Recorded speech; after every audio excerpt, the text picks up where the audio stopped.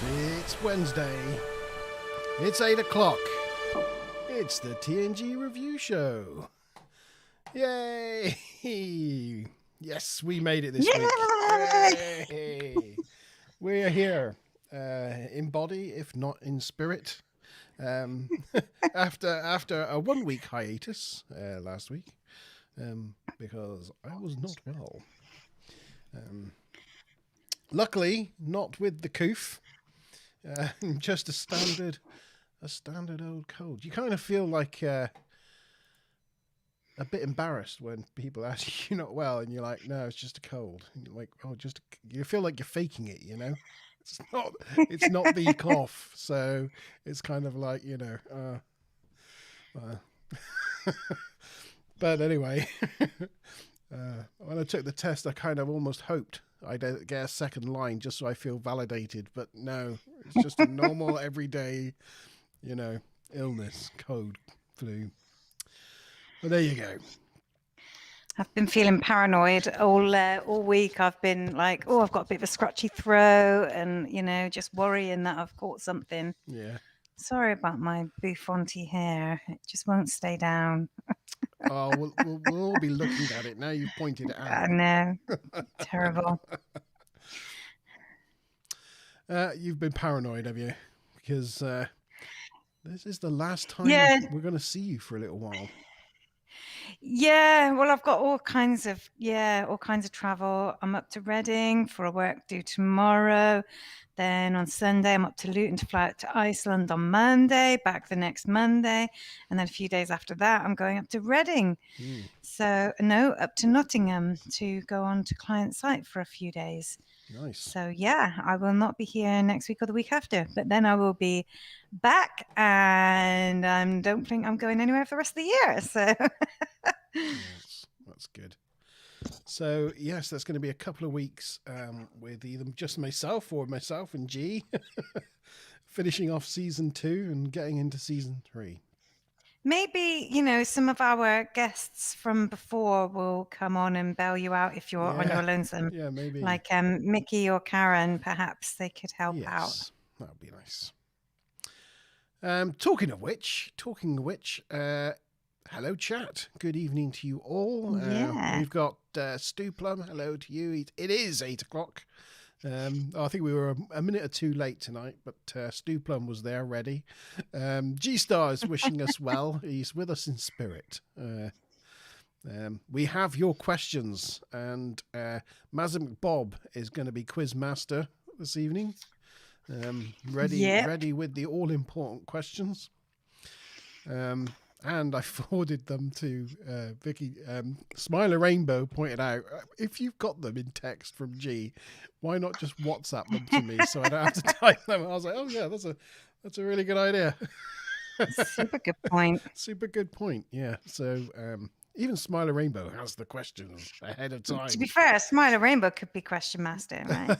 Yes. Yes. Yes, so I have my wrench Smiler. She's in chat as well. Hello, good evening to you. And Mickey, good evening to you, sir, coming from us all the way from Northern Ireland. I hope your week is going well to all of you. I'm feeling much better. I'm fighting fit.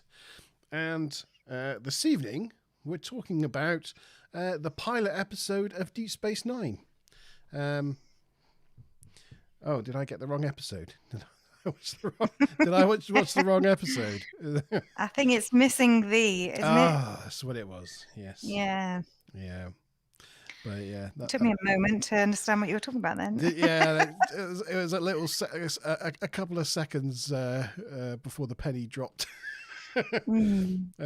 Yeah. So this is for Mickey, if you know, the pilot episode of Deep Space Nine is called Emissary, and this episode is called, obviously, The Emissary. It has "the" on it, but it always confused me why, when they launched a whole new brand of Star Trek, they'd start off with a pilot episode that its name could be confused with an episode of TNG. It's like, well, of all the things to choose, why did you choose like almost an identical name? Because this goes the Emissary. What else could they call it? Well, no, yes, I guess so. Yeah, yeah. It's kind of like the whole series Yeah. Yeah. point. It's a little bit of an important point. Yeah, fair enough. Fair enough. I'll give it to them. I'll let them. I'll let them have it. I'll let them have it. Oh dear. Mickey let his passport go out of date, so so no holiday to Spain. Oh my Oh gosh. shoot, Mickey. Oof. I did just have to renew. I remembered mine went out of date in July, so I had to renew mine a few months ago. But I did remember, thankfully. Can't you go to Cardiff or something and get it? Well, I suppose that's one thing for us.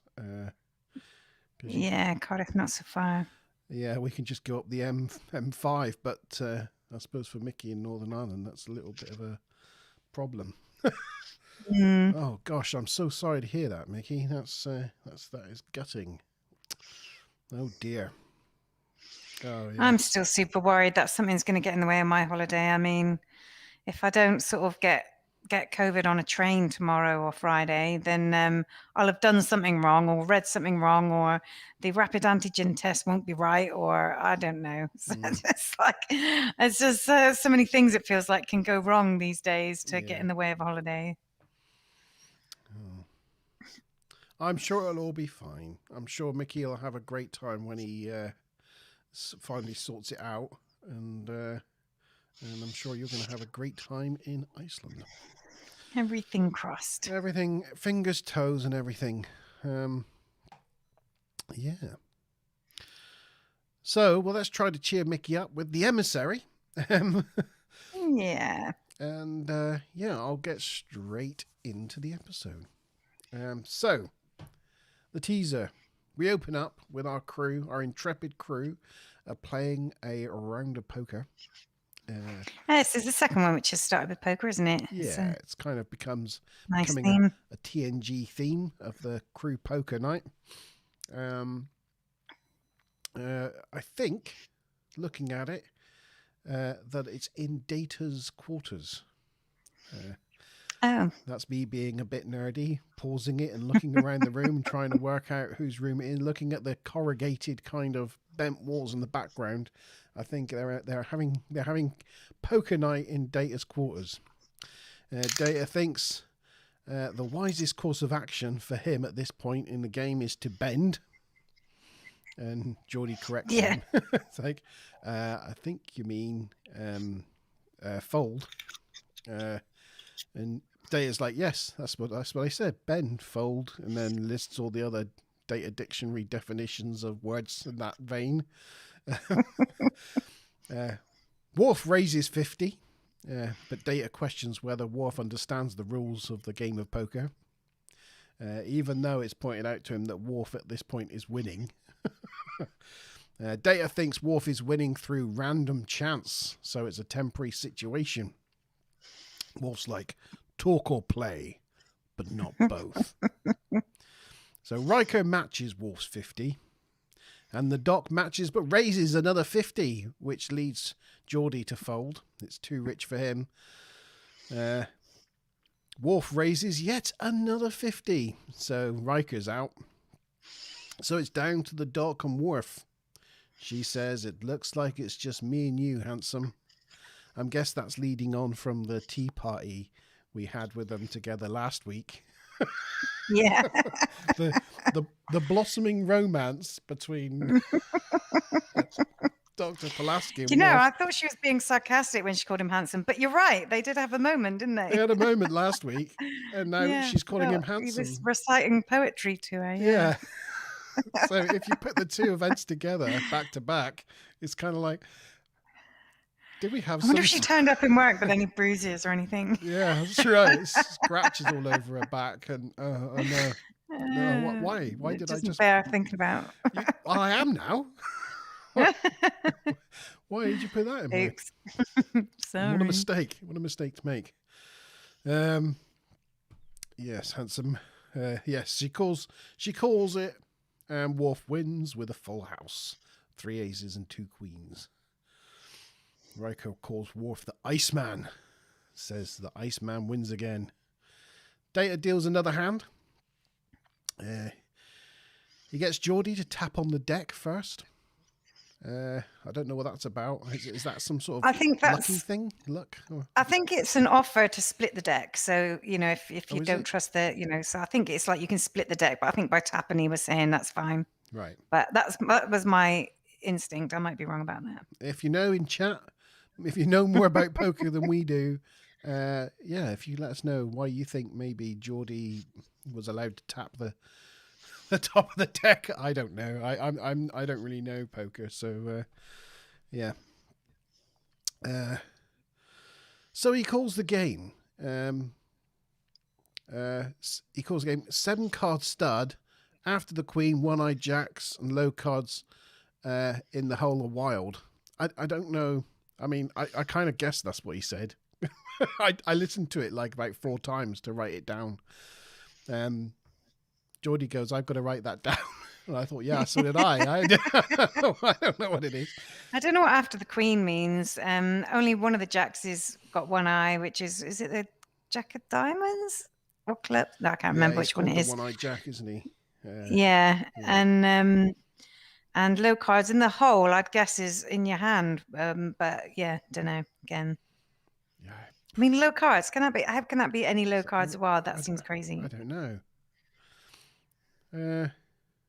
It does show off some impressive card tricks. He cuts the deck with one hand and then deals them out.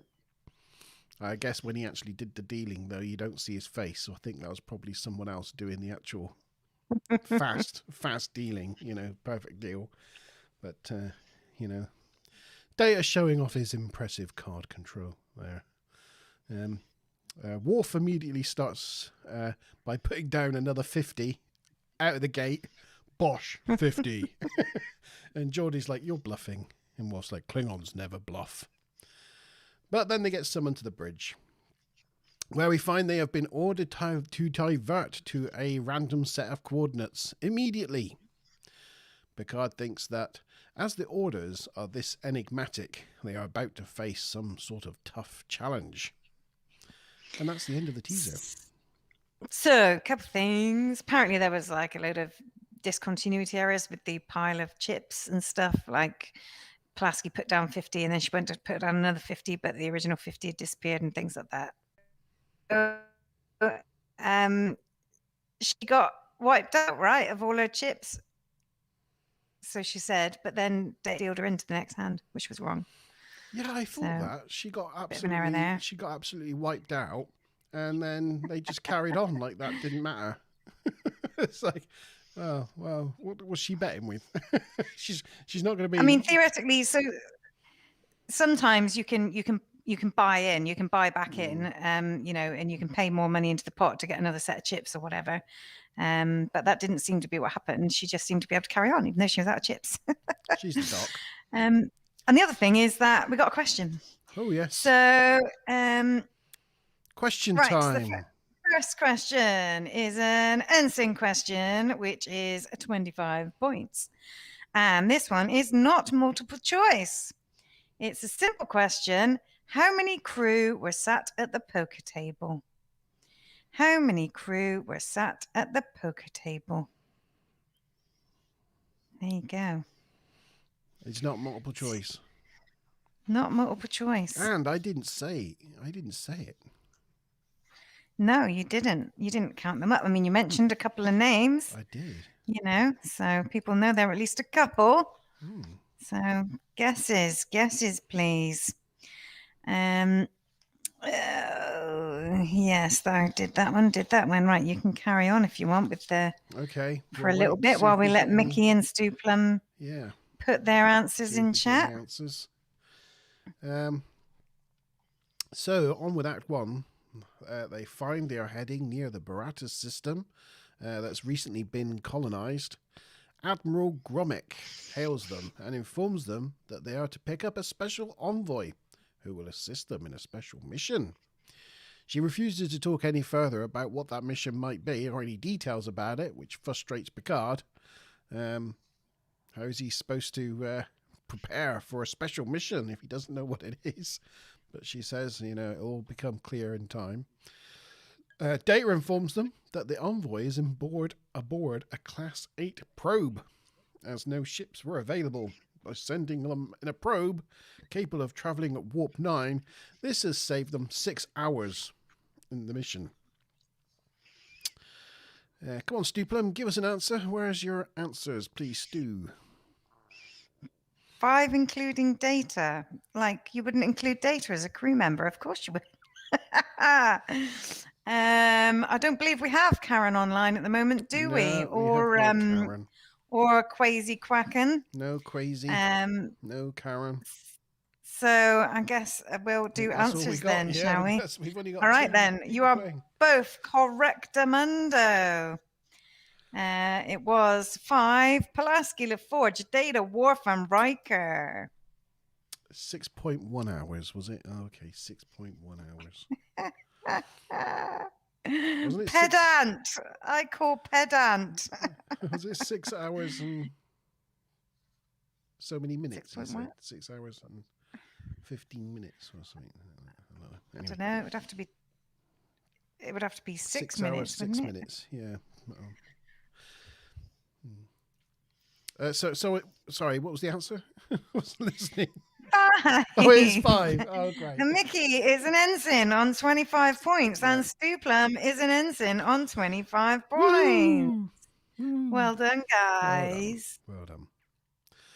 So they travel to meet the probe, and they bring it alongside at warp, and they beam the probe aboard. I thought there was some issue with beaming things at warp. I don't remember them ever beaming an entire vessel whilst at warp 9 into the transporter bay, into the transporter room. There is supposed to be a big problem with beaming at warp. There is. I thought there was. Well, yeah. But it's O'Brien. Maybe he's like, he's just so swag that he's just like, all in a day's transport achieving. The writers just forgot, didn't they? They just forgot. But it wouldn't have taken much just to Can they have just tracted it to a stop? Yeah, just brought it to a stop, beamed it aboard or whatever. But anyway, O'Brien opens the probe up and we find it's occupied by a female Klingon who greets them. Greetings. I am Kayla. I like the way Pulaski gave her like a full medical scan, without any consent or any particular reason. Just, I'm going to scan her and make some decisions about her and tell everybody that the readings are odd before we've even taken her mask off. She's odd. Everyone, she's odd. It's like, what a nosy Parker. Yeah. They don't do that with any other. But I guess, they wanted to make sure because it was a bit of an odd way of traveling. Riker greets her in Klingon. He says, Nok Nel Kelnes. Which? What does that mean? You're going to ask me what that means. Is this going to be our Klingon word of the day? Klingon word of the day. Whee! No, I did look it up. Does everybody remember the Klingon word from last week? No, I forgot. What was it? Kapla! Kapla! Kapla. That's what we're doing it. So what's today's then? Knock now, what? Knock now, mate. Knock now, Kelness. Knock now, Kelness. Yeah. What does that mean? Anyway, in Memory Alpha, in the Star Trek, did I get the? Yeah, knock Kelness. In the Star Trek fandom site where we get the pictures from. Oh yes, don't worry, I'll put a picture up after this. I have forgot. Oh, yeah. I have forgot. It says in the memorable quotes that it was, I am honored to see you. That's what they say it means. But I can tell you, it doesn't say that. Oh, right, okay. Because I've got the Klingon dictionary. That's brilliant. But that is its intention. That is his intention. But what it actually says is Nuk Nech is the beginning bit, is basically what do you want? Right? Right. And the Kelness is basically like honored one, or So where it says I'm honored to see you, Klingons don't talk like that. They don't greet each other Yeah. like that. They're very Mm. direct and to the point. So what it is, it's what do you want, honored one? That sort of thing, which is a sort of standard Klingon honored greeting. Yeah, it's almost like how can I serve you, honored one, or something, Yeah, basically. yeah. But that's exactly translated. It's basically, what do Hmm. you want? She's come up on, and he's gone, what do you want? But that's a kind of standard Klingon greeting.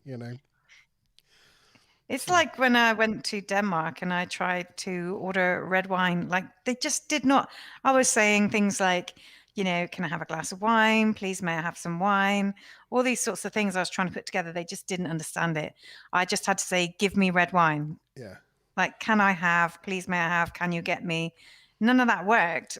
yeah, They just, to the point where they just didn't understand. I couldn't believe, like, you think even if it was a bit wrong, they would at least get the gist of what I was saying, but they didn't understand it at all. I just had to say, give me wine.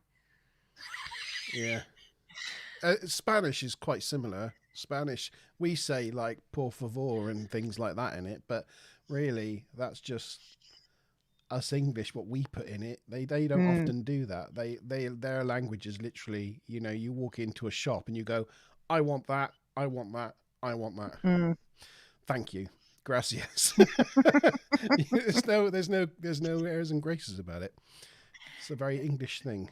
But Instead of kapla, Stuplum's take on what we were saying was kaplunk. yeah. Anyway, I was really glad that my Yeah, that's really Klingon good. dictionary came into use today. That made my day. That did. That I could actually decode it. There you go. Can I say kapla, Kelness? Success, honored one.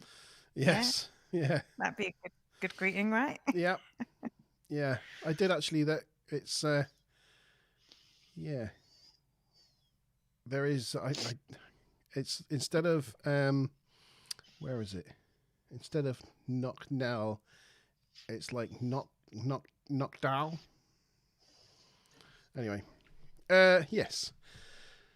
So there we go. And Dad pointed out it was like a coffin, and it's because it does. It's they say it's a probe, but it looks very much like the torpedo. It looks like a photon torpedo, that probe, doesn't it? So she's kind of done a reverse Spock. he got put in one and shot out after he died, and she's got put in one and shot towards the Enterprise instead. A reverse Spock. That sounds She's like something that belongs in the Star Trek Karma Sutra.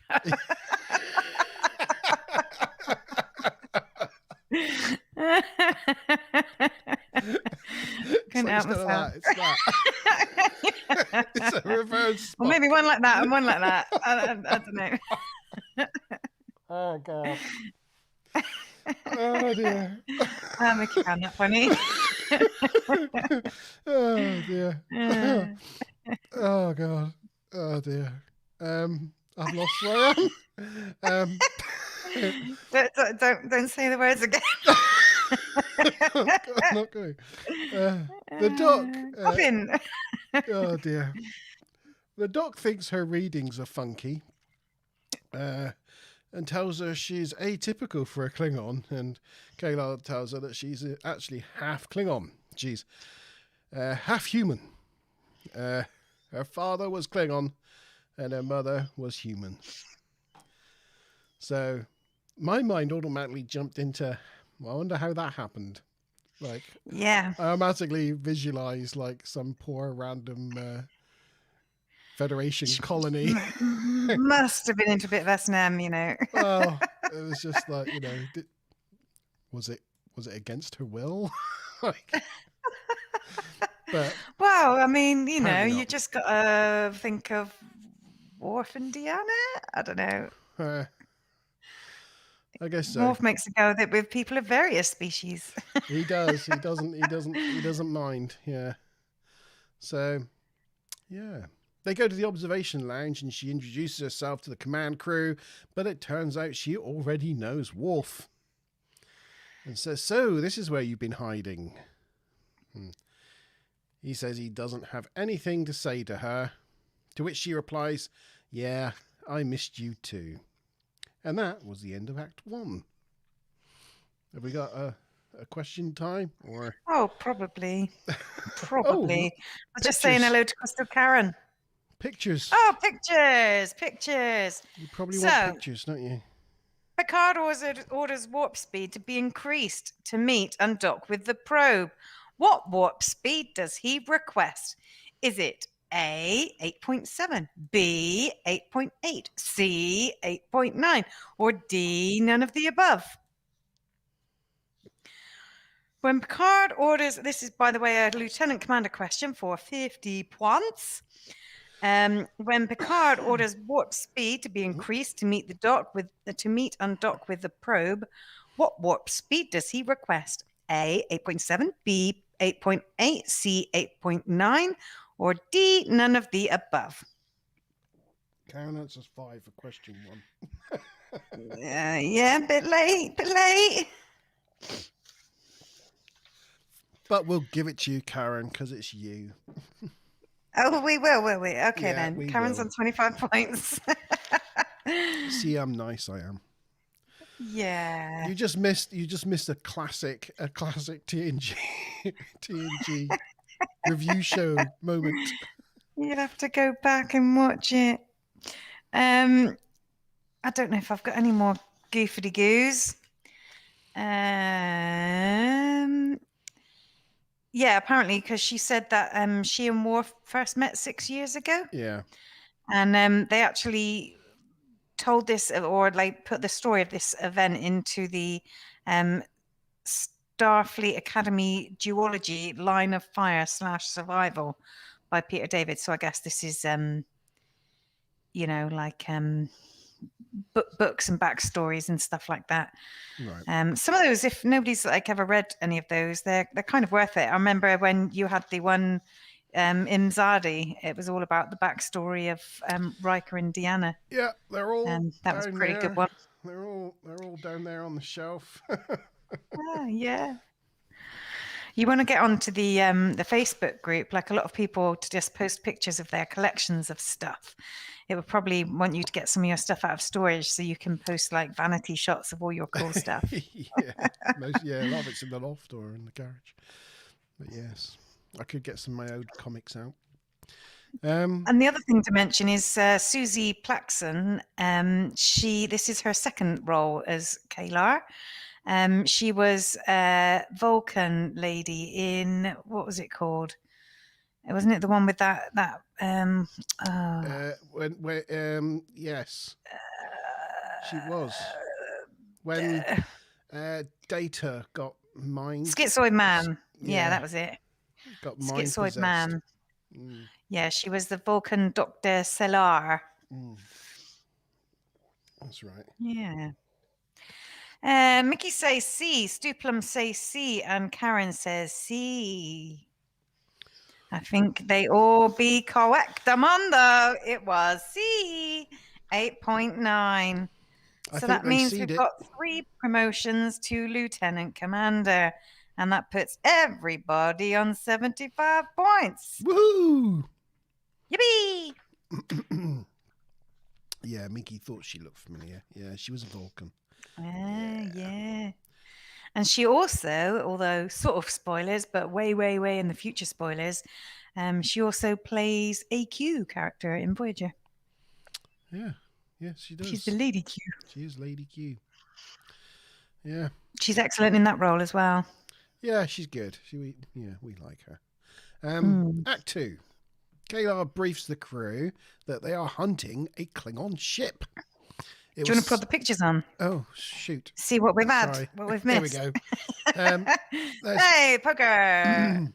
That's a nice picture. I love the way it's all dark. Dominic. It's good lighting. You can see the ribbed background, the wall of Data's quarters. But it's a nice moody dark shot. Like it. That's just a greyness.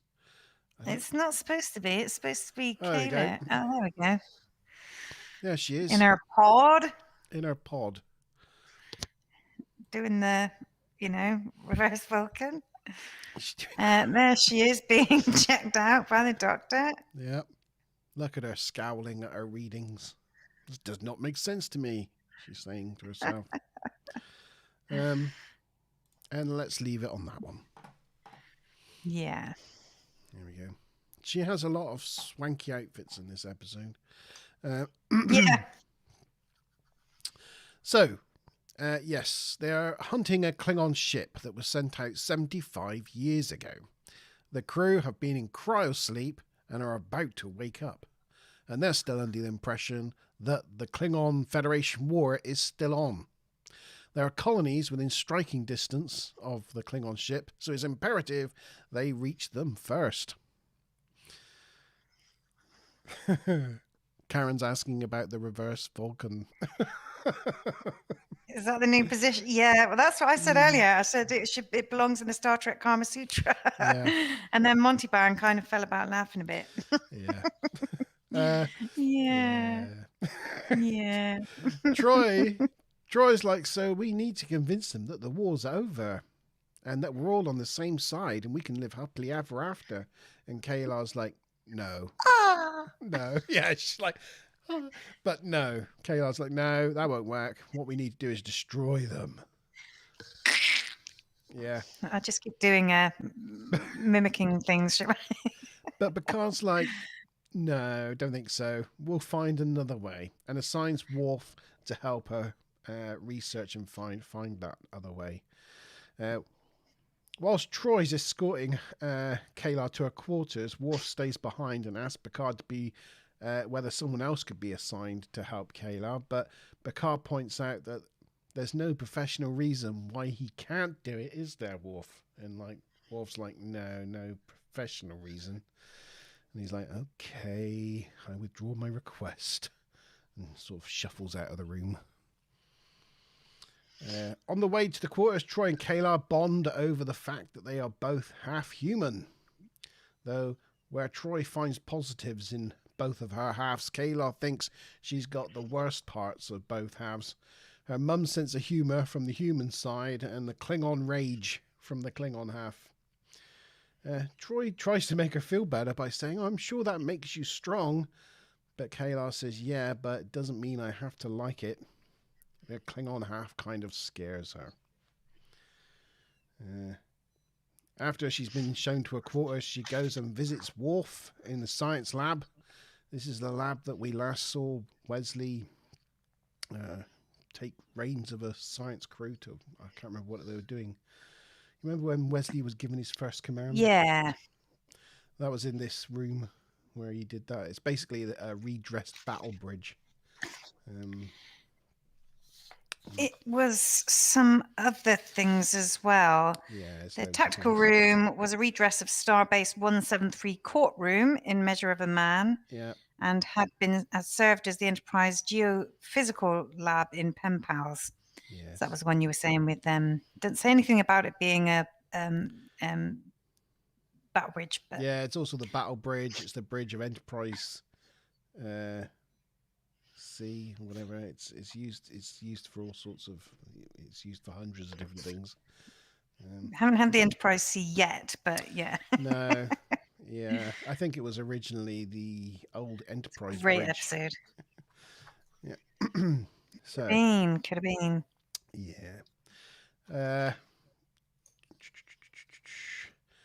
Oh, yeah. So she visits Worf in this lab, but he's grumpy because she's late. And she quips, well, she's late because she's been making herself look beautiful. She did have a jazzy outfit, like you say. Well, I say she kind of says it as a joke. She sort of quips, but you can tell by just looking at her that she obviously is late because she was making herself look beautiful for Worf for reasons I don't quite understand. But she was trying anyway. Bless her. But Worf doesn't even look at her. He's like, nope, not falling into that trap. And she's like, you're not even going to look at me? He's like, I know what you look like. And so she gets a bit annoyed with him. Worf fails to understand. So she calls him a glacier and tells him that she doesn't bite Well, actually, that's wrong. She does bite. She tries to get Worf to look at her some more, but he resists. And basically, the more she tries to engage with him, the more he kind of pushes her away. So eventually, they return to the task at hand, and Worf tells them that the library computer has no record of what the Klingon ship's mission was. Kayla suggests that it's probably some sort of secret military objective, but Worf says, "Well, just that maybe, but we've got no proof. We need more information." But Kayla thinks they have all the information they need and they need to act. But Worf thinks that's foolish, as better understanding their motives will help them understand how to deal with this situation. They argue about this until Kayla states that after careful consideration and given the facts, her original recommendation stands, and she walks out. So, yeah, they had a big argument. And that was the end of Act 2. Yes. The question is not even yet, I'm afraid. So Okay, you need to go a bit further till the next I'll question. continue with Act 3. After the I will argument. say, I forgot to say one at the beginning. So apparently, this is like a military protocol thingy. Right. But when at the beginning, when Starfleet contacted them about this cryptic mission thing, I think Picard said, "My compliments, Admiral." Don't know if you knew, but he wasn't supposed to have said that. Apparently, the rule is compliments to juniors and respects to seniors. He should have said, "My respects, Admiral." Didn't even know that was a protocol. A breaking protocol there. Yeah. Who knew? Who would have known? Somebody did, clearly. Yeah. Well done, that person. Yeah. That's it for the minute. Okay, we'll carry on with Act 3. After the argument, Worf, Kayla returns to her quarters and she takes her aggression out on a glass table. Literally, the second she does it, Troy arrives. It was like, was she just waiting around the corner, waiting for Kayla to come back to her quarters just so she could pounce? But yeah, just coincidentally, I think she sniffed out the emotional turmoil with her Betazoid prowess. She did. And Kayla's like, she comes in and basically walks in and goes, "You're upset." And Kayla's like, what gave you that impression? Your betazoidal instincts? And she's like, "Yeah, that and the table." So Troy suggests going to do a workout program in the holodeck, which is a pretty good idea. I thought she was going to go with chocolate, but she went with workout program. So Kayla takes her up on this idea and goes down to the holodeck and selects Worf's program, the one with the skull monster. Shh. So the program that she selects, is it A, Lieutenant Worf's Battle Program 1, B, Battle Program Lieutenant Worf, C, Warrior Wars Lieutenant Worf, D, none of the above? Oh, I don't know. I didn't give it away. It's Worf's program. I didn't mean to shush you. But you were like, "It was Worf's." And I'm like, shh. I don't know why. The shush just came out. Yeah, well, it's good shushing. I'll ask them again, shall I? This is a commander question, by the way, 75 points. When Worf joins Kayla on the holodeck, he hasn't got there yet. But what program does Kayla run? Is it Lieutenant Worf Battle Program 1, B, Battle Program Lieutenant Worf, C, Warrior Wars Lieutenant Worf, or D, none of the above? Karen answers Worf. It's got Worf in it. Yeah. Yeah. Okay, we'll see what other people come back with. Yeah. But in the meantime, noch nicht Kellness. Yeah. Well done, Smiler Rainbow. Well done. Is it easier with Thank having you, the Smiler. text? Oh yeah, she loves the cutting and pasting. She said that earlier. It's like it's so much easier. Look at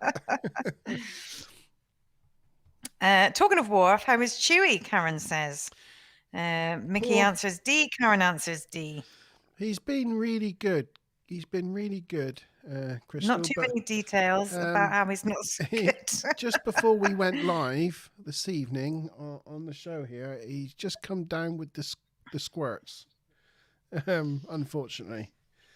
But apart from that, he's a happy little chappy. Bless him, the little hacker. I can't quite show you. You can't really see it in that camera angle, but my office floor is completely covered in shredded cardboard. He managed to, while I was in meetings this afternoon, he managed to get out of a cardboard box and then joyfully spent the next hour completely shredding it all over my office. So, yeah, there's that. That probably didn't help his indigestion. Or digestion. Smiler's just made a really good point that although she likes the copy and pasting, there's no opportunity for her to put her own, she puts like funny answers and little doodly woodlies and and joke things and extra options. Yeah. We miss the comedy, but it does make your life a lot easier. No, she doesn't. So we've got 2 D's and a C. Ooh. Unfortunately for Stu Plum, the D's have it. It was none of the above. It was actually calisthenics of Lieutenant Worf. Yeah, calisthenics. So calisthenics program. So that means that Mickey has 150 points and gets promoted to commander, as does Karen, also 150 points. And Stu Plum stays as lieutenant commander with 75 points. There's always chance to catch up, though. There's always chance. Yuppie doos. We got a special emissary question and then a captain question. So 2 more questions to go. Yeah. I've lost where I am. Yeah. So yes, that's it. That's it. Yeah. Worf's holodeck program with the skull monster and all that stuff. On the bridge, Data is informing Picard that they are estimating to be within scanning range of the Klingon ship within 15 hours and 8 minutes. Oh no, that's where I got the 8 minutes from. Not. I knew there was something with 8 minutes in it. There you go. That's where it was from. Picard addresses Worf, who's just entered the bridge, and Worf tells him that the emissary has called a recess, so he wants to run a diagnostic on the weapons. Riker tries to tell him they've done that, but Worf's like, I want to do it again. It's like, okay, all right. He's a bit stressy. Picard, sensing that he's a bit wired, takes him to one side and tells him to relax. And Worf's like, I am relaxed. Picard's face goes to he tells him off in a really strict way, just with a change of facial expression, which completely calms Worf down. He's like, sorry, sir. It's brilliant. Yeah. What Worf subduedly just says, yes, sir, and sort of leaves the bridge with his tail between his legs. And Riker says the Iceman is finally melting, in reference to his Iceman comment earlier on whilst they were playing poker. Probably need to move the picture on, don't I?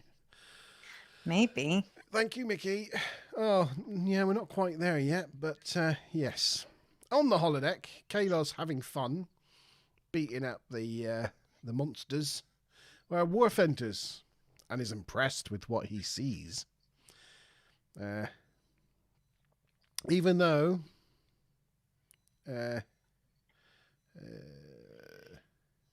she's panting, even though she was she's really up for it and panting, she pretends that she's not enjoying it. And it's like, yeah, it's all right. Even though she's like,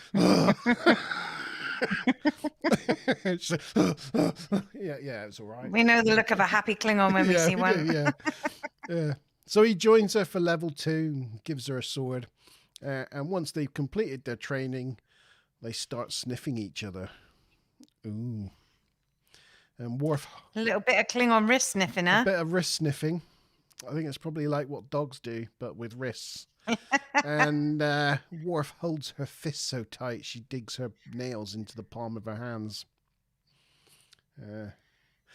And I just thought, as they fade to black, because it's the end of act, I thought to myself, I hope they lock the door.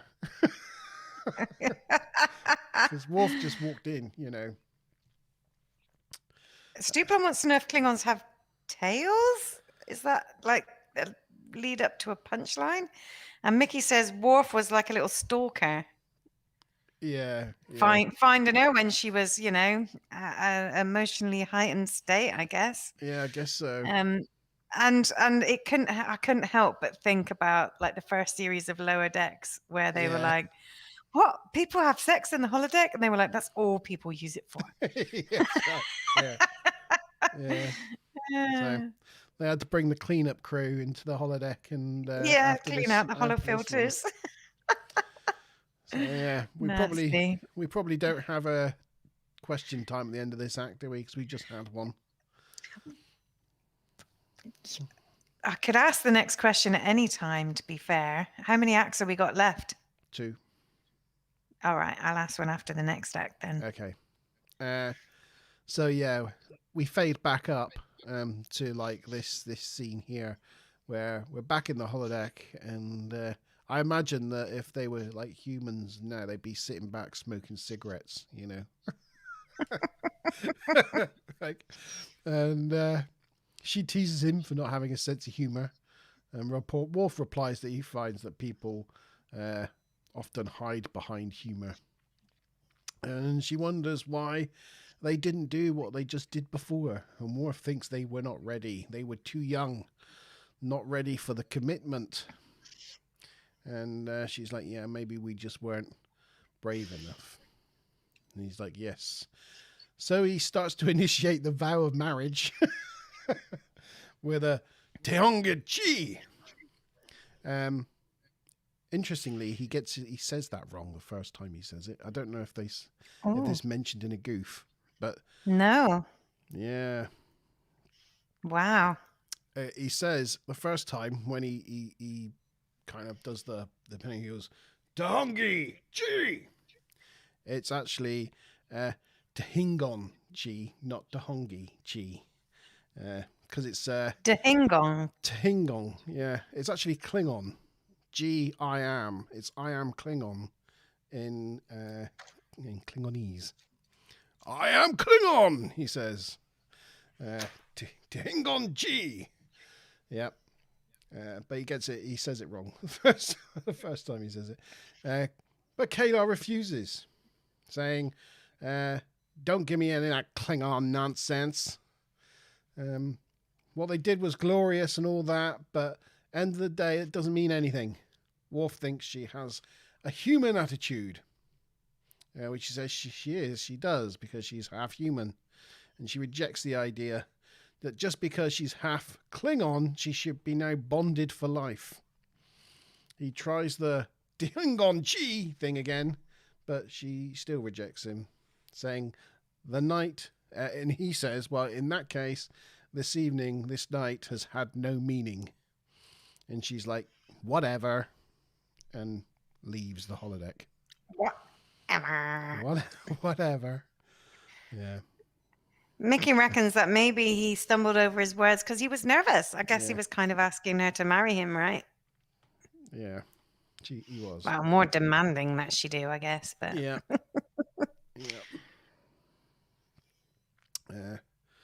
So then we find Kayla working on finding a peaceful solution in the research area, tactical space, that room.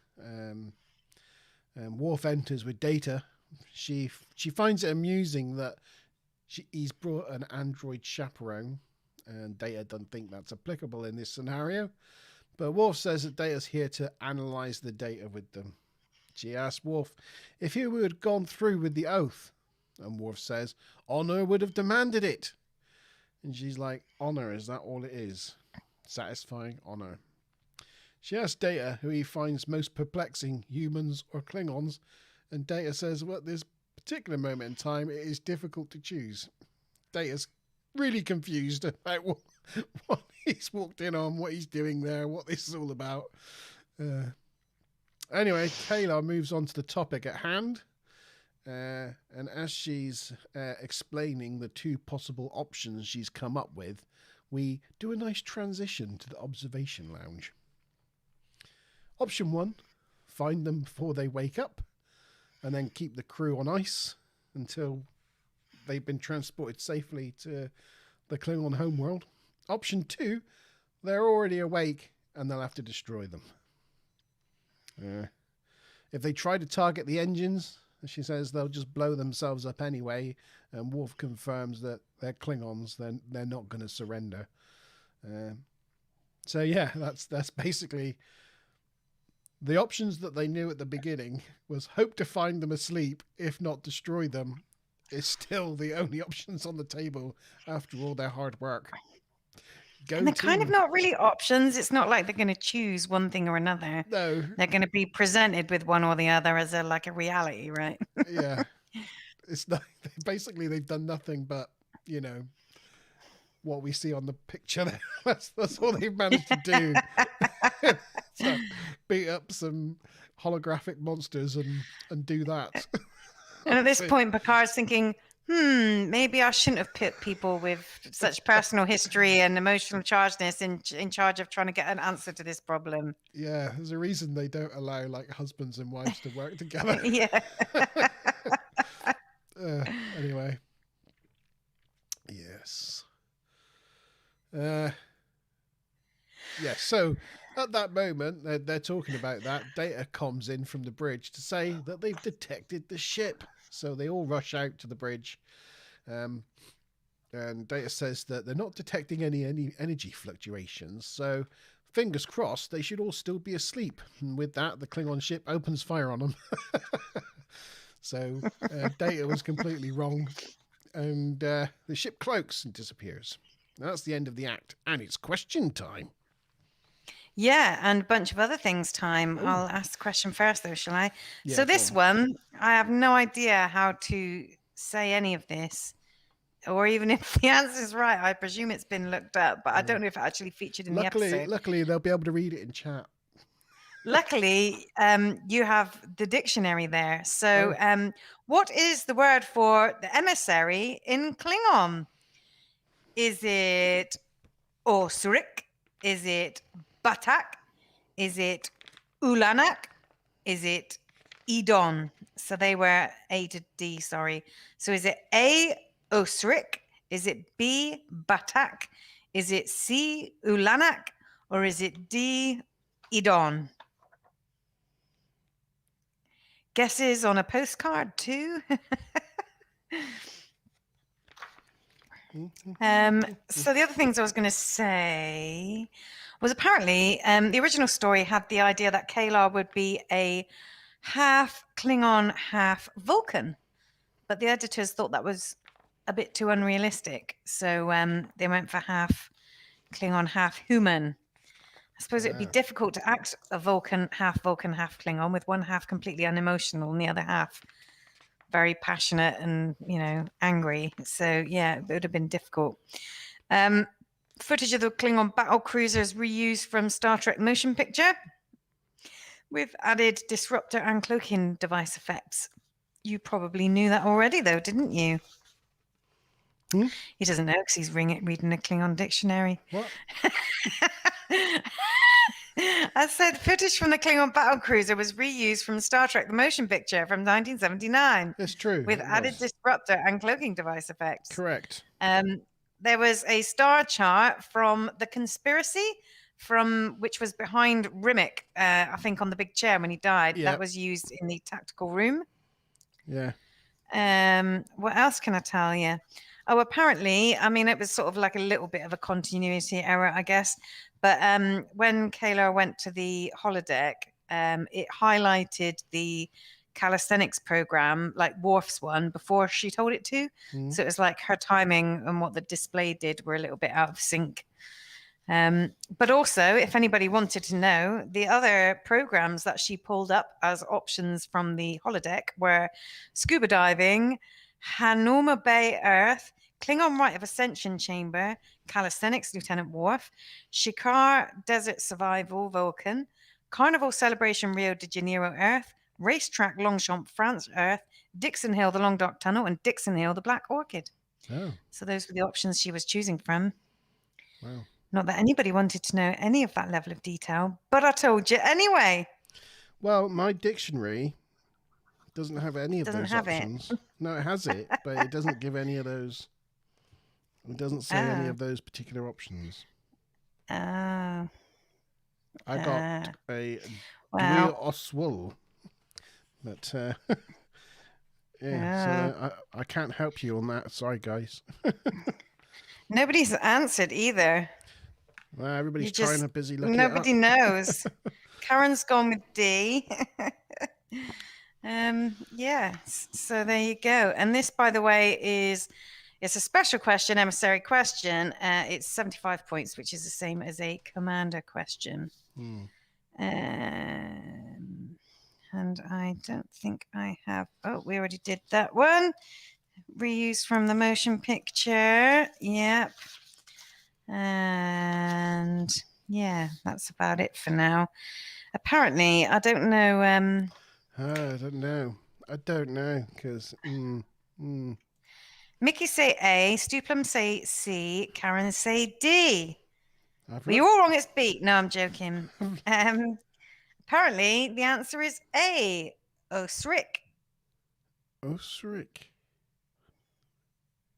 OSRIQ or apostrophe OSRIQ. I don't know how he's getting that or how you're getting that. Well, I'm just getting that from what G-Star wrote, so I have no idea. DUI with a possible Oswald on the end of it. Optional. I've just looked it up online as well, and it come up with the same thing, Dewey. But Oh. so Oh. don't know how. Well, G Mickey came up with that. provisionally has been promoted to an emissary Well- and has 225 points. We'll go with Mickey. I also found that answer. Did you find Dewey? DUI? Because that's what my dictionary says.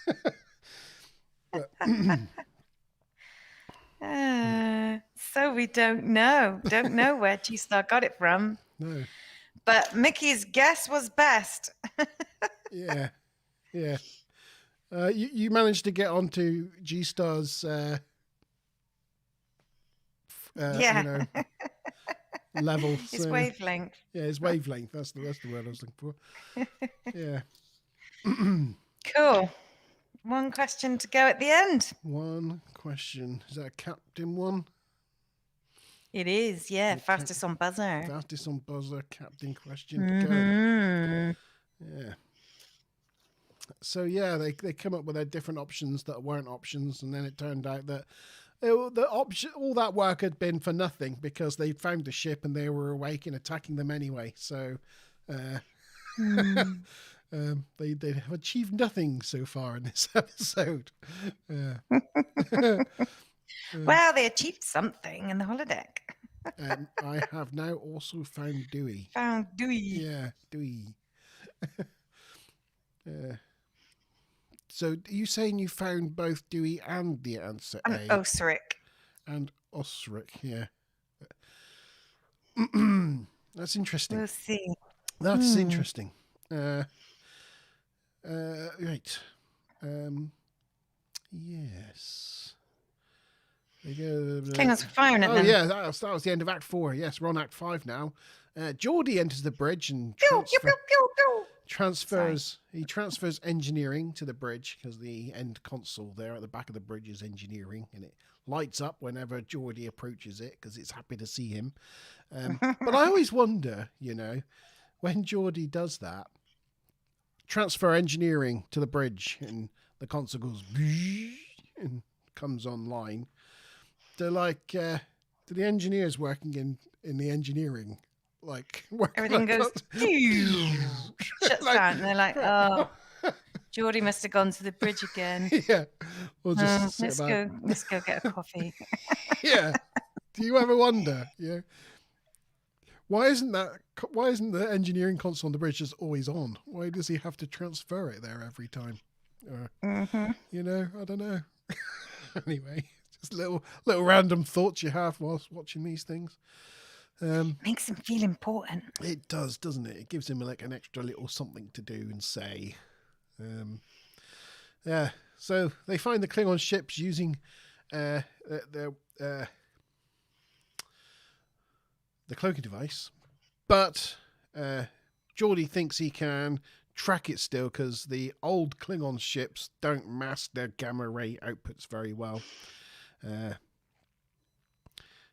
Hey Siri. Yeah, hey Siri. Transfer engineering. I cannot find engineering. Oh, no, not picture yet. Not yet. Yeah, very good, Vicky. That's good, yeah. So, yes, he thinks he can track the Klingon ship. Kaner asks them to let the Klingons die in battle, like proper Klingons, but Worf has another idea. They actually, Geordie can track the Klingons, so they pursue the Klingon ship and they put themselves in the direct path of them, so they've got no choice but to meet them head on. And being Klingons, they do exactly as you expect. They decloak and start attacking. But when they do, Worf, or they open up hailing frequencies. But instead of Picard and Riker, there's Worf and Kayla in the command chairs, dressed in full Klingon officers' uniforms. Worf now you can picture. Now we can picture. There you go. Worf He dressed up like a Klingon. Worf looking regal in his robes. Worf tells them they've committed treason by firing on the Enterprise, but the Klingon captain says that that's what his orders were. You know, but I'm supposed to do that. What do you mean treason? Worf calls him a fool for not realizing the war is over, that 75 years have passed. But the Klingon captain says he needs proof. And then Worf says, trust your eyes. Or is your brain still stuck in its long slumber? Worf tells him to drop his shields, but the captain says, yeah, but what are you going to do about it? And he says, well, I'm not going to waste any more time with you. And he orders phasers to full power. He asks one last time if the shields have been lowered, but they hadn't. So he gives the command to fire all phasers. But the Klingon captain there on the view screen caves and succeeds captaincy to Captain Worf, and he lowers his shields. Worf informs him that Commander Kayla will come aboard, take command, and the Klingon ship, the IKS Prang, will escort them home. He welcomes them to the 24th century. And I think Worf does a bloody good job of being acting captain for the first time. He's really nice and authoritative, you know. He doesn't like back down, doesn't bat an eyelid. He just gives those Klingons hell, don't they? So they've just got no choice but to back down themselves. And I was really quite impressed. Reminds me of, again, spoilers, sorry, Mickey, but reminds me of, the episode where they all sort of lose their memory and Worf just automatically assumes command. Well, he's got the sash. And then Picard's like, oh, okay, sir. Yeah, he's got the sash. But it's just his, but important. it's his personality as well, though, isn't it? It's like he's just, because he's got that Aggie Klingonness, it's like alpha male, isn't it? Yeah, but look, I'm bigger and stronger and I have a sash, so of course I'm in charge. Yeah. So, Worf returns command to Picard and he congratulates him on his first command. Riker asks him what he thought of it, and Worf replies, comfortable chair. Well, he doesn't get to sit down very often, does he? Because he stands at the arch all day, every day, you know. A bit like O'Brien in the transporter room, you know. They don't give these people chairs. Worf sees Kayla off in the transporter room, relieving O'Brien from his duties so they can have the transporter room to themselves. O'Brien's probably quite thankful for that. Galar's like, have you got anything to say? Worf's like, nope. She's annoyed with him. She's like, you'd let me go without saying anything, wouldn't you? Well, Worf doesn't know what to say. Yeah. She tells him that, well, she lied. The last night meant more to her than she'd let on. And Worf, said, yeah, it did to me too. He tells her he will not be complete without her. And beams her out. That was a pretty romantic thing to say. Yeah, it was, wasn't it? After all their bitching and fighting, yeah, they make up and they realise they were meant for each other. So there we go. That was the end of the episode. I believe we have... Should we do one last question time and then any final... Yeah. Final thing? So, Captain question. Fastest on the buzzer. Hey. Get your typey fingers ready. So the question is, what system did the Enterprise travel to in this episode? I have no idea. So I'm glad I've got it written down in front of me. I know. What system did the Enterprise travel to in this episode? Fastest fingers on the buzzer. So the only other bits and bobs that I got, there was one thing which was a incorrectly regarded as goofs, was the fact that towards the end, after they kind of settle and agree on stuff, Worf says, "Welcome to the 24th century." And of course, the 24th century is a human measurement of time. So, would have no relevance to Klingons. But then other people have said, possibly because like Universe Translator or whatever, maybe he was speaking in Klingon, maybe it was just translating it into a human understandable time thing. But who knows? There's also a thing here, and there's two comments which are quite similar, so I'm not sure if they are all correct. But apparently, Susie Plaxton, who plays Kalar, and Anne Ramsey, who plays Ensign Clancy. So I think that must be the ensign who was at the con throughout most of the episode, the lady with the dark hair. They're both regulars on the show Mad About You. So they both work together. But then there was another one saying that the Ensign Clancy and also Dietrich Bader, who was the unnamed tactical crewman, were also in Mad About You. Oh, and Bader was Oswald Lee Harvey in the Drew Carey Show.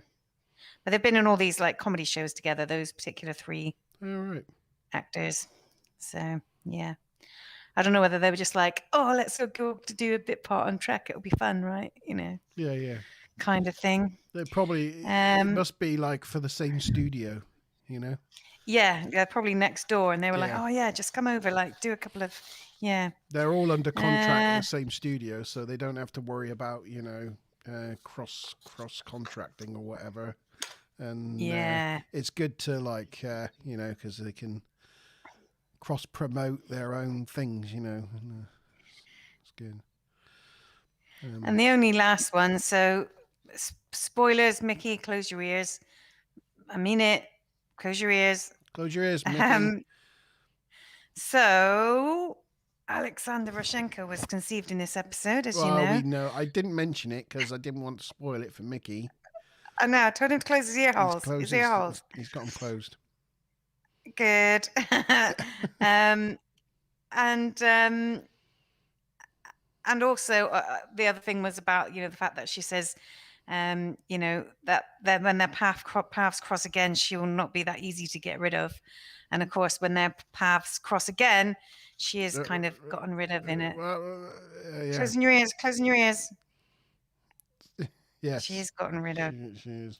Yeah. And apparently, when I was posting about this on Facebook last week, some of the Ultra fans sent me a link to an interview with Michael Dorn, where apparently what happens in the next episode with her was his fault. You know, he was asked, you know, what with your character, what would cause you to like completely go off the rails? And it was his suggestion. And then, of course, all the fans hated when it happened because they all love her so much. Like she was such a fan favorite. So, yeah, gutted. interesting times. Yeah, it is a bit bad. Yeah. Bit bad. And he was like, "What did I do? What did I say?" You know, as Michael Dorr, and he was like, "Oh no, I wish I put that idea in their heads." Yeah, it's a shame. Wow, we got some answers. So sorry for any spoilers, Mickey. Sorry for any spoilers. Hope you kept your ears closed. So you can hear we've now, got you the can turn back up. Boradis system, and star system. So here I've got the Boradis system, but that sounds pretty similar. And Stuplum was first. So that means that Stuplum gets the rank of Capitaine. But in terms of the points, Mickey still pipped you slightly at the post. So Mickey finishes as a Emissary with 225 points. Stuplum is a captain with 175 points. And Karen is a commander with 150 points. Well done, everyone. Well done, everybody. Well done to Stuplum for getting the last... Oh, where's me paddle? I forgot about my scoring paddle. Oh, no. It's all the way over here. I'm just giving I got Mickey it. Just giving Mickey the points. Yes. And he's doing a dab like he likes to do when he wins. He loves a little dab. I don't know what to score this one. Hadn't thought about scoring, you know. Let me put my brain box on it. Oh no, yeah, he did send it last time. Oh yeah, 74-year-old on the keyboard, and you got there first. Well done, Stuplum. On a keyboard. He normally says he's on a keyboard. On a keyboard. But yeah, he normally says he can't get there fast enough, but you did this week. Yeah. Well done, Captain Stuplum. You gonna bring up the score sheet? Yep, I am. I'm getting there. Hang on. I nearly turned my camera off. That would not have done it. That would not have worked. I might have gone all big if you'd done that. That would not have worked. So there we go. With the latest totals, we got Mickey on 13. Got Stuplum on 4. Joel on 2. And me and Karen on 1 each. So there we go with that. Can you see that all right? It's a bit small. I was just looking at, does that say time squatted there? Or is it just my eyesight? Where? On number 13. Oh, yeah. Times squared. Does it say time squatted? Yeah.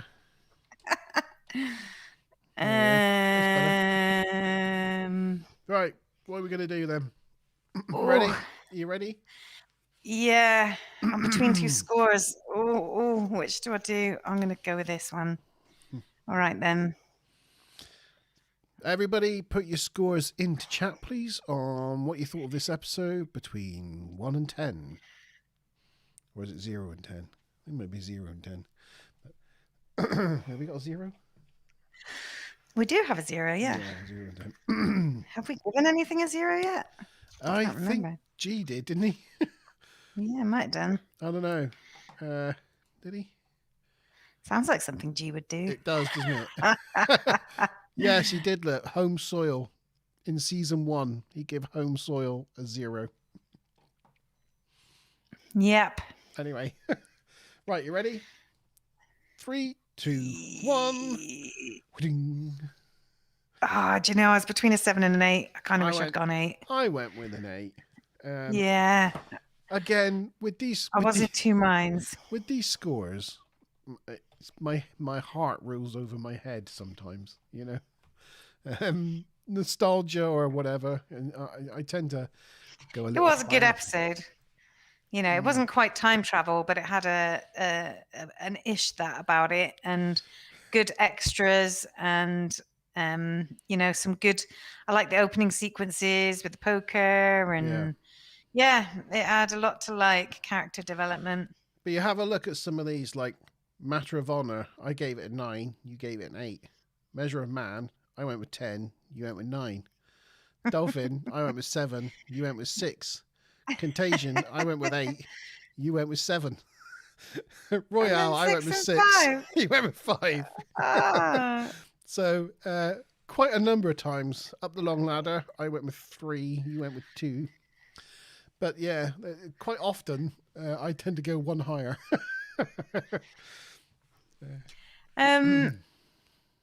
What was I going to say? Was Wesley in this one? I don't remember seeing him. No. Normally on the trivia it says who wasn't in this episode, but Yeah. it wasn't pointed out this time, but I don't remember seeing him. Wesley was not in this episode. No. Well, there you go. So we got a 7, an 8, and a 7, and we did an 8 and a 7. So that's all pretty consistent scores from everybody. I think it's in that kind of ballpark. Once again, like we say, G-Star will probably give it a 5 or something because he doesn't really like Klingon episodes, does he? no, he doesn't. It was Wesley's. Once It again, was Wesley's. That's a bonus. It's one of those season 2 episodes that didn't require much work on the production side of things. You know, all of these episodes in season 2 have been based on the ship, haven't they? You know, we haven't really gone anywhere or done anything. It's been who's visiting the ship this week, what are they bringing, you know? Yeah. Yeah, once again, we didn't go to a strange new world or seek out anything new. It was just on board the ship. But sometimes I like these, you know, if they're good ship episodes. And I think we had an interesting character introduced to us this time. And yeah, I think the sort of love, I imagine, right, you know, their previous relationship, I can imagine her being like almost like a playground bully to Worf. You know, I bet she was like the sort of, you know what I mean? Like I can imagine like she'd be coming over to him in the playground and punching him in the arm, and he'd be like, "Why do you keep bothering me?" You know what I mean? You know, that kind of like thing. You know. You'll have to read up on their backstory and let us know. Yeah. And so, what have we got next week? I can't remember what it's called. But it's the one with like the war games in it. Yeah, it's the second to last episode of season 2 next week. So technically next week, and you'll be missing this, it'll be the last week of season 2 only, because the next episode after that, Shades of Grey, which is the last episode of season 2, we're going to wrap into a double episode TNG review the week after. Because it's terrible. Because it's so bad, we don't want to spend a whole episode on it. We're gonna glance through it and then start on season 3. Because of the Riker strike. It's basically Riker strike. Almost Riker it could have been, because he just spends the whole episode unconscious, doesn't he? He did. The writer strike. The writer strike. It's basically a clip show, so there's really no new content to talk about. Yes. So, yeah. Yes, peak performance is that where they get that alien guy on board who peak performance with the war games. them. He's a statistician, so he yes, plays data at this Stratego game. or whatever it's called. Stratego, yeah, with the finger sensors, and beats data at it initially. Spoilers. Oh, sorry. Yeah. Stuplum says he can't remember any of this from 30 odd years ago. Have you never watched it again? Have you only ever watched it once? That's interesting. Marcus, darling, you hadn't watched it for many, many, many years, had you? But yeah, G-Star and I go through watching these every few years or so. Yeah, I used to watch them very regularly. Not for like 10 years or something. But no, I had children and things, and just started doing other things, and haven't seen them. You have better things to do with your life. Well, no, I wouldn't say that. Unfortunately for me, I just don't. I wouldn't say that, but I just I'm at the time. But yeah, it's just it's been nice to go back and watch them again, and kind of like with a gap. I'm looking at them with different older eyes. You know, I find Mm.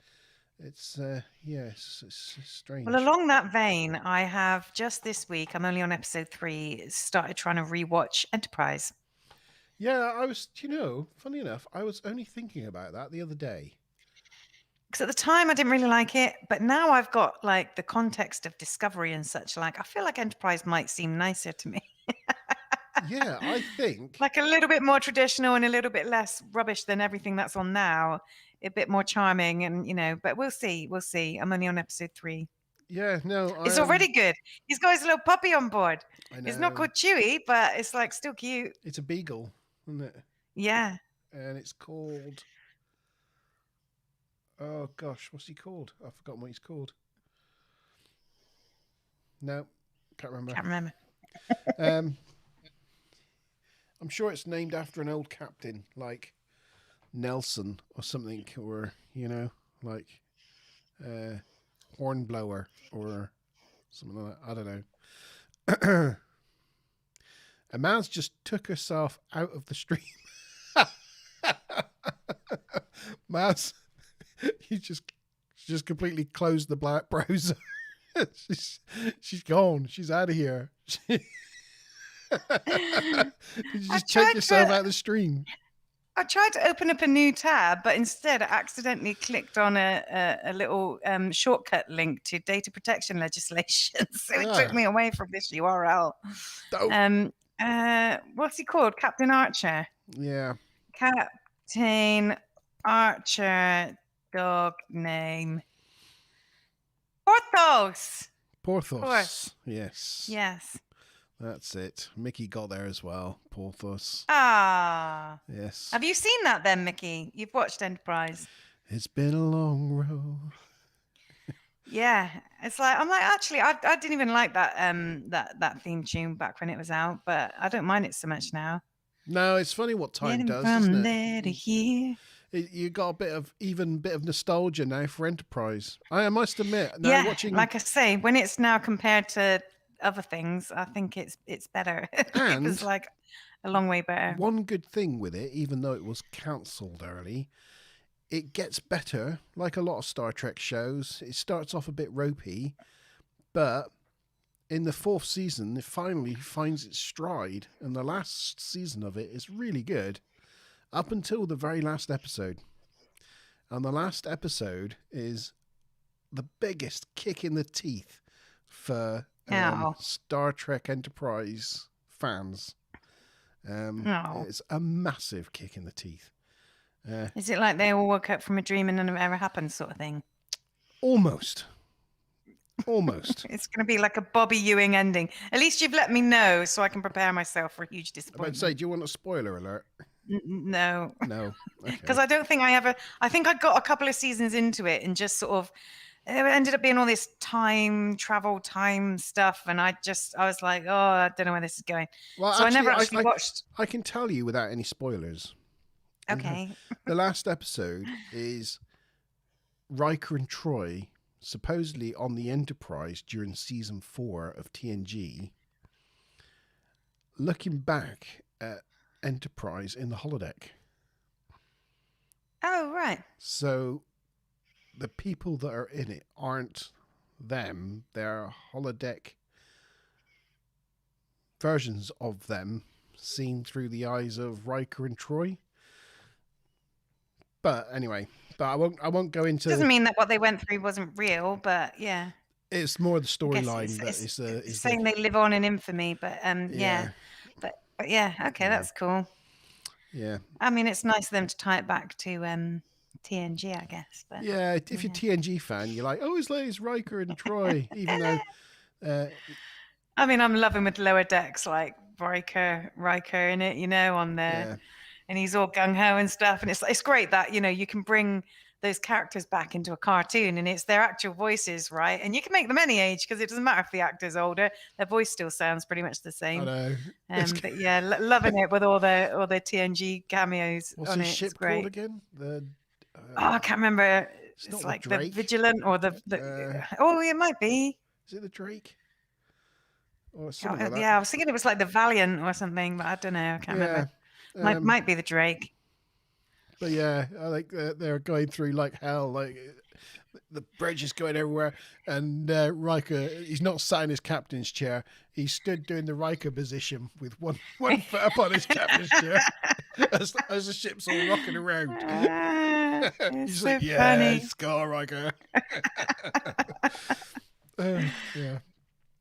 I do think they lean too much into the Star Trek The Next Generation references sometimes. I'd like them to, like, it is funny, but it's like the whole of the Federation is just about the Enterprise because all of their references and all is just all about the Enterprise.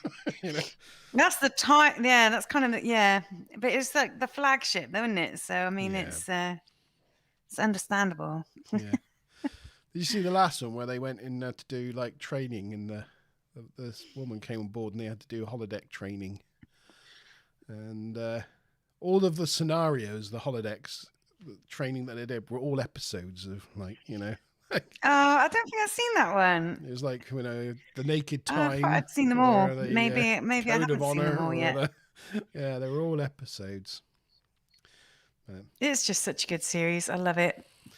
It's the best thing that they've produced, like new Trek from CBS. It's the only thing that they've produced that feels like Star Trek, even though it's a comedy cartoon. Yeah. There's a new Star Trek series coming out shortly. Yeah. An animation. Oh, I thought you were talking about the one with Pike. Nope. Before that, it's like out shortly. Night's Duplum. Nice Duplum. It's called Star Trek. Oh, fudge. Oh, I forgot what it's called. You did a perfect impression of, the emoji that has the little sort of eyes pointing in. That was like a perfect impression. Not Prometheus. Prodigy. Star Trek Prodigy. Oh. And What sort of timeline is that set in? now, I think, or not now, but lower decks. TNG time. Post TNG, post Voyager. The next slight future. It's the best. That's the best time for them to be in. I just think it's great. It's like all these ones that go well back into the past. I don't get it. Like, why diddle with the past? Progress from the stories we love. Yeah. There's a couple of things I like about it, or I like the look of it. One, the animation looks really nice because it's like computer generated type animation, like almost like anime. Looks good.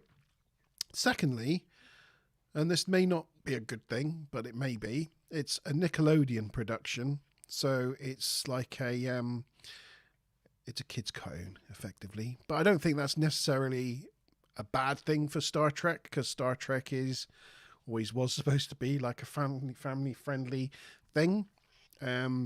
But I watch Pokemon. I mean, yeah, I mean it's I watch shed loads of anime, so yeah, so but it's about something like this. This is what I got from the trailer, and I'm not going to play the trailer again because last time I did that I got a copyright shut the strike. stream down. Yeah, so I'm not going to do that. But essentially, it looks like this ship. I've forgotten what it's called. The ship. It looks pretty cool. It's a pretty cool looking Voyager-esque type ship. Was built with like this star drive that would get it to the other side of the galaxy instantly, and it was supposed to be like a rescue ship for Voyager. So they built this super fast ship to send it out to the Gamma Quadrant to rescue. Is it like space folding or something? I think it seems like that sort of thing, right? Or it was a prototype for that type. No, it can't have been for Voyager, because I think Janeway's already back. Maybe it was originally designed for that. Maybe it was using like their transwarp technology or something. Something like that. Yeah, Voyager. Maybe it's using Voyager's technology to build a proper starship.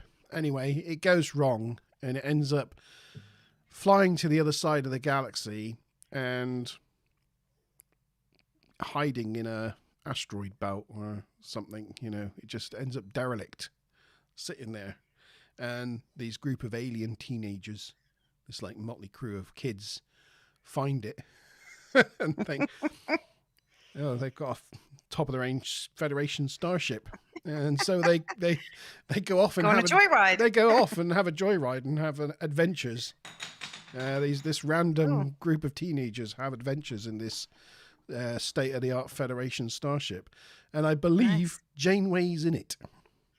Oh, right, cool. As a hologram, as a hologram computer on the ship. So when they need help running the ship, or if they need advice, they go to Janeway. She tells them what to do. Yeah. That's good. So yeah, it's kind of Janeway in the ship. Do like Kate Mulgrew. She's pretty cool. Yeah, so it does look pretty cool. You know, yeah, it should be interesting. Watch that space. And we've got Brave New Worlds coming up. When's that coming out? I don't know. Should we look it up? Let's have a quick look. Do that. Yeah, I've seen like a little bit of a trailer or so. A couple of good people confirmed in it. Yeah. Teasers coming. I don't know if it's... Yeah, TBA. It's going to be next year sometime. So, yeah, we've got that to look forward to. Sometime in 2022, but we don't know when. It's a long way away, but we look forward to it. Yeah, we've had news about Orville season 3. Yeah, that's all. I think it's done, isn't it? But it's being released on like a non-UK accessible network, isn't it? But isn't it going to Disney Plus? Maybe. Yeah, it'll I don't know. It'll be on Amazon or Disney, or it'll be on one of the on one of the channels. That's pretty exciting. But that's not going to be till March next year. Right. So we got a little bit of time, and it's a bit weird because they've announced they've had a teaser trailer come out for that, and it's called something like the Orville New Horizons or something like that. And they've given the season 3 a byline, and the bridge probably because it's been bought by a new network, so they're trying to sort of just rebrand it slightly, I guess. Maybe. But the bridge looks completely different. Oh, does it? Yeah. There's another one, Have you heard the other thing that they are doing again? Yes, I have. Now, we'll talk about it. Hang on. We'll talk about this in a sec. Let me just... I just want to bring up this. So, let me just share my screen. Sorry if you guys are not interested in the Orville. Look. That's the bridge. Ah. They've like given it a cool white and blue, grey and blue kind of. It's gone all cold looking. I think it's something to do with the. Like it's in an ice palace. They've retrofitted it to be more battle ready because there's a war going on with the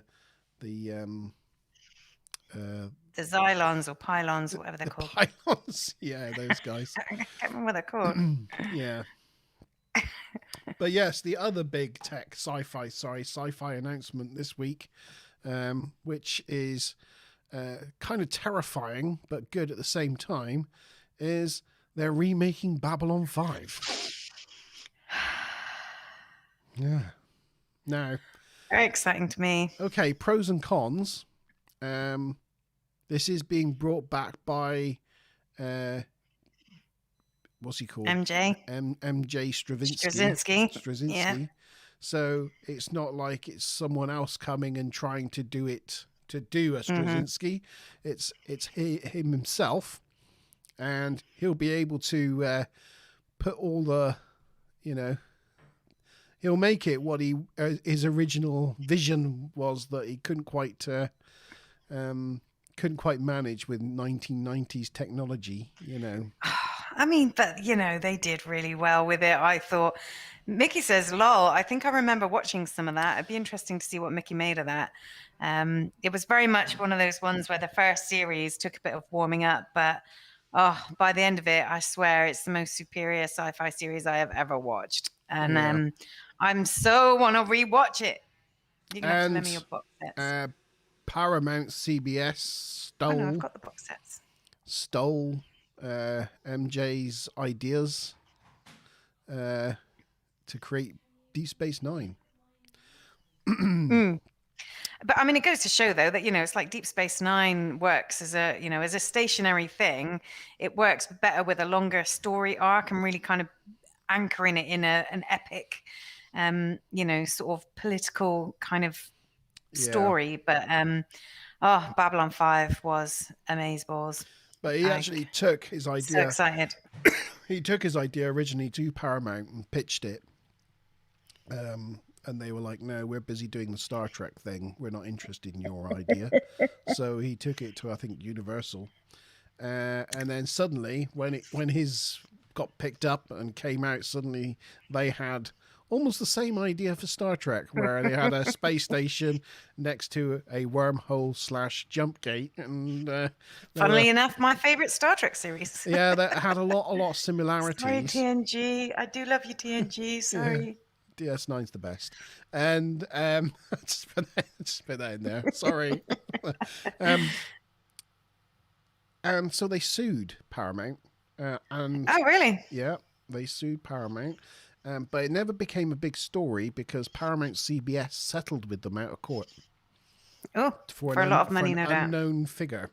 So, yeah, they didn't like deny it. They just kind of settled it. Kind of went. Meh. They're like, oh, you caught us. Sorry, here you go. Have a suitcase full of Wonga. But it was win-win in the end because we ended up with 2 fantastic series out of it. So, like my 2 favorite series, and it's effectively, it doesn't surprise me that they both came from the same idea. Michael J. or J. Michael, sorry, Straczynski, because he's just so good, so good. Babylon 5. Oh God, I've got to watch that again soon. Yes, JM. Sorry, not MJ. Yeah, JM Straczynski. Yeah, it's great. Mickey, if you haven't seen it, watch it. You'll cringe in the first season looking at series, the acting and the effects. 2, 3, and 4 are amazing. And whatever the last series is, don't watch it. Stop when it's supposed to stop. Yeah, don't watch the last. Don't watch that final series. It's just tacked on and completely pointless. Yeah. But yeah, up to that. Oh God, it just gets so good. I mean, it's epic. It just brings sort of philosophy and religion and just explains life, the universe, and everything. It's just phenomenal it's piece of writing. It's rich in its tapestry of characters and races, and you got like sections of the station that have got different atmospheres and different gravities, and different class systems, and even with the aliens, you got different caste systems, and it's just really great. Yeah. Anyway, so good, enough Babylon 5 worship. Good that they're doing it again, but I just I have this thing against modern stuff at the moment, and I just think stuff done in the late 80s and 90s is just better. As if they decided to redo Buffy the Vampire Slayer, I'd be like, no, just go watch Buffy the Vampire Slayer. Don't do it. Don't bring back Friends. Just watch Friends. So he has a full week off with nothing to do. Oh, bless him. Oh, look, yeah, of course you do. Babylon 5 on Amazon. I think it's now on Amazon, or it's on one of these platforms for nothing. Get in Blu-ray version. Just sit down and veg out, and you'll love it. It's great. To be fair, if I had a week in Spain or sitting down for a whole week and binge watching Babylon 5, it would be a close call for me. It's a close call. As to which I would enjoy more. Yeah. Yes, it's good. Anyway, so that's it. It was quite good, really, that we had this little chat, because my run through of the episode this week was reasonably light, so it didn't take us very long. And I won't be here for 2 weeks. No, so it's been nice to have a nice little chat about sci-fi in general and latest news. Yeah. I like having a little bit of sci-fi news section to the show. It's good. So yes, have a lovely time on holiday, and we will see you in a few weeks' time. Yep. And everyone else, if you're available, join us next week here at 8 o'clock with me and G for the last episode of season 2. So, yes. Thank you for joining me this evening, Mickey, Karen, Stuplum, Smiler, Rainbow, and my host, Mazin with Bob, and G-Star at the beginning there, joining us in spirit. Yes. Thank you all. Yeah. Anyway. Yeah, Karen's just catching up. She's like, I wonder why you had a full week off with nothing to do. Gutted for you. She must have gone back in the chat to see about the whole passport fiasco. Bless you. Yep. Well, good night, all. Right. Thanks for joining. It's been lovely. Yes. Good night. And see you next week. Cheers. Ta-ra!